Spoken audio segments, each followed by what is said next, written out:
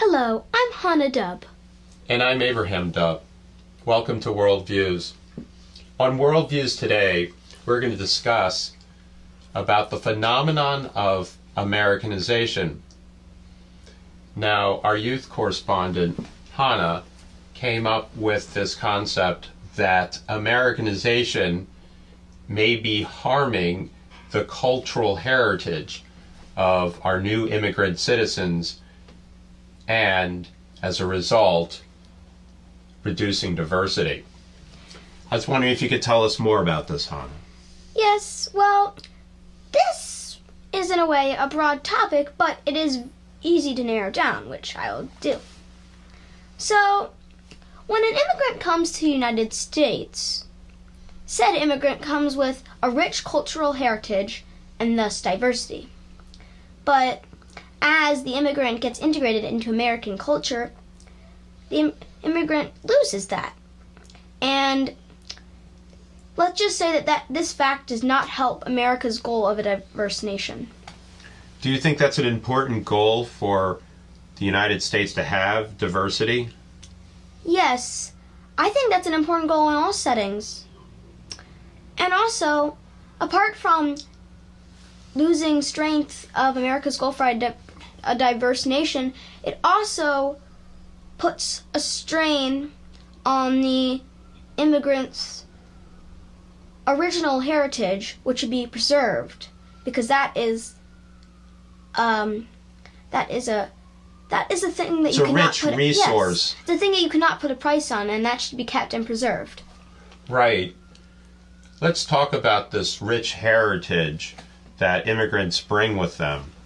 I was wondering if you could give us a few examples of how society benefits from a rich heritage. Well,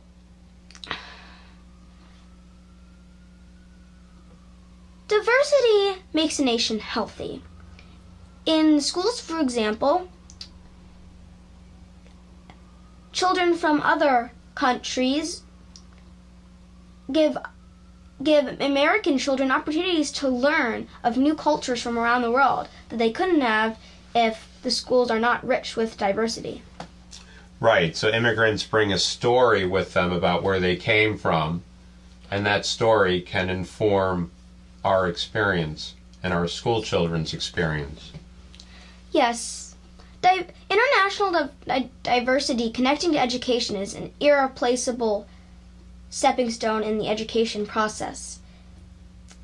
What better way to learn about the world around us than to learn from the people from the world around us? Yes, although in schools hiring an international studies teacher is the first step, the only way to really create an internationally diverse community is to get students to come be there that are of a diverse heritage.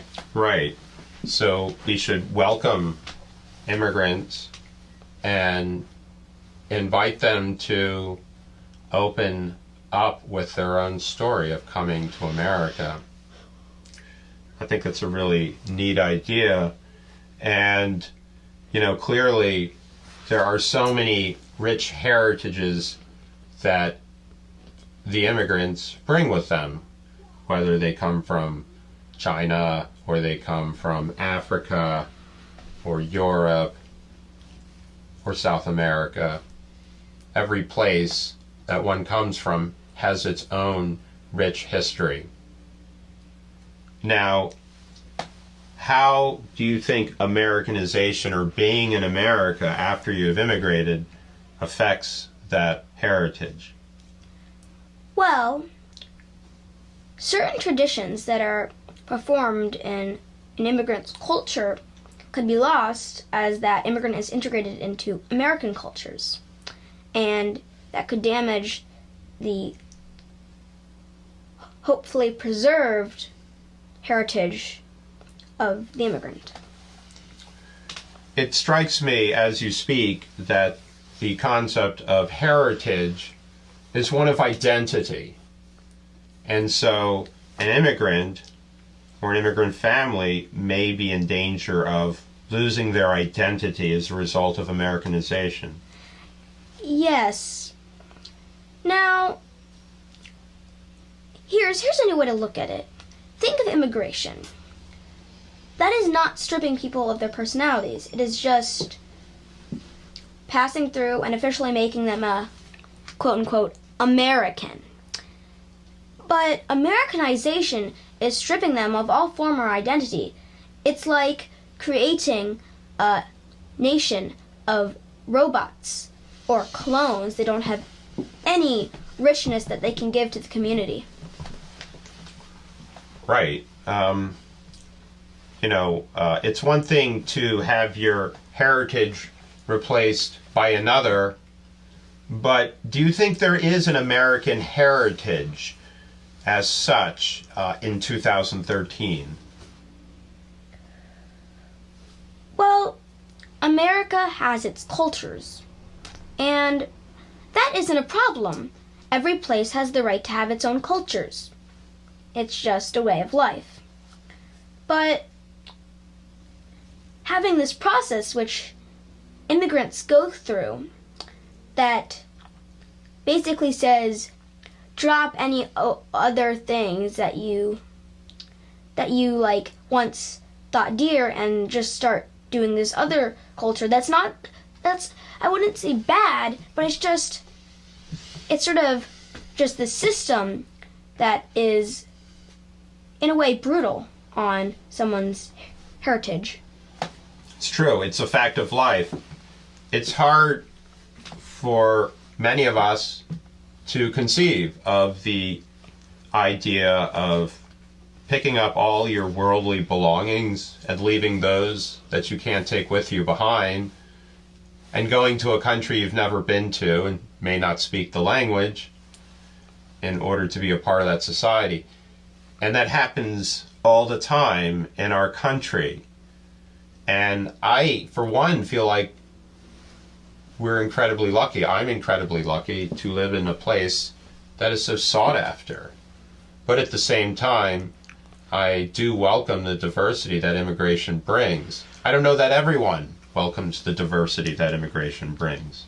Yes, that may be true, but a way that keeping one's heritage could greatly help is like what you said, because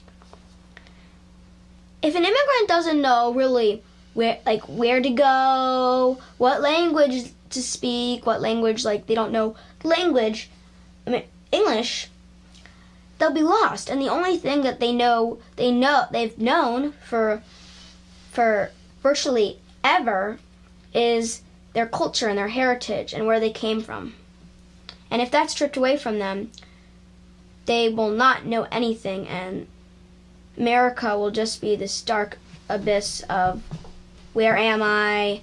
What is this? I don't know what this is.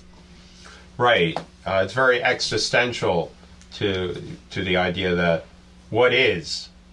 If you leave everything, your whole way of life behind, and it is replaced by this other way of life, which is empty, then you may completely lose your identity. And I think that's a tragedy. Yes. It's almost like a casualty of faith, a casualty of natural origins. Right. I think something precious is being lost. So, is there a way that we can salvage the heritage or mitigate the loss, somehow preserve it, either in the individual or preserve it in some other way? Well, I think there are ways to go forward and help what has been lost and preventing other things from being lost. First of all, we need to let people just be the way they are. We should not try to force them into a new culture. We can tell them things about the culture as a rich learning, but there should be no practically shoving people into a new life. Right. So we want to respect the diversity of newcomers to society and allow them to at least be who they want to be. Though I think it might be worthwhile to go forward beyond that and perhaps invite them to give us a narrative of their experiences. After all, they must have lived an extremely intense existence in order to be driven to the extremity of having to immigrate to our country. Yes, and many people don't regard that as important, but it is, because think, if someone is strained so much as to leave what they know and go to a completely new place, to start a new life, then there has to be something that caused that. We have to be gentle with what they have and have not had to left behind. I wonder what our society, how it must appear to a newcomer who's not sort of ever been to the United States before. It must be a very striking society, I would think. I would think it would be hard for us to conceive of what that experience must be like. But certainly there's a very big importance placed on bigness and external wealth and sort of a certain cachet and objects and material possessions. I think that's a very important part of our culture. Yes, I agree. While in this situation it is nearly impossible to feel empathy, I think it is definitely possible to feel sympathy. Right. That's a very interesting turn of the words. I think we're also a society that worships cults and certain personages. Clearly, the pop aspect of our culture, I think, is very important for many.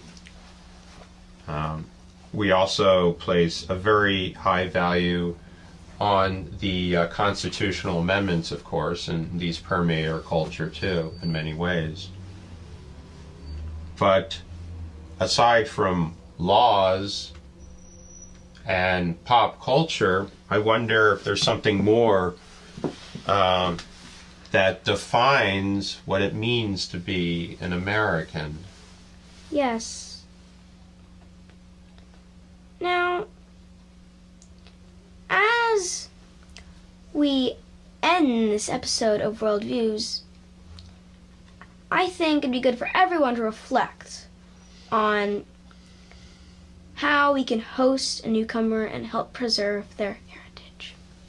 And at the same time, examine what the meaning of being an American ourselves.